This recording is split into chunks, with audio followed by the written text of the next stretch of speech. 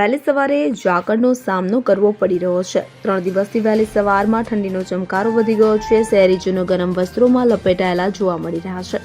હવે ગુજરાતના વિવિધ વિસ્તાર જ્યાં કાતિલ ઠંડીની લપેટમાં આવ્યા છે કે જેમાં કેટલાય શહેરોમાં લઘુત્તમ તાપમાન 15.6 ડિગ્રીથી નીચે ગયું છે।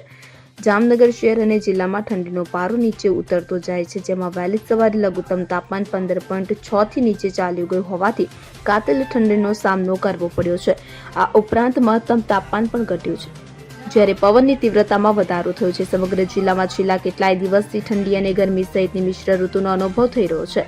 દરમિયાન રાત્રે ઠંડીનો પારો 15.6 ડિગ્રી સુધી નીચે ચાલ્યો જતા ઠંડીનો સપાટો બોલી ગયો છે અને શહેરીજનો ગરમ વસ્ત્રોમાં લપેટાયેલા જોવા મળી રહ્યા છે।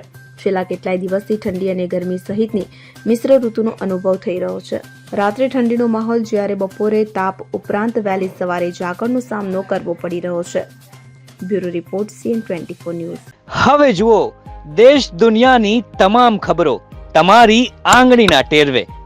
ઉઠાવો મોબાઈલ અને ગૂગલ પ્લે સ્ટોર પરથી ડાઉનલોડ કરો અમારી CN24 ન્યૂઝ મોબાઈલ એપ।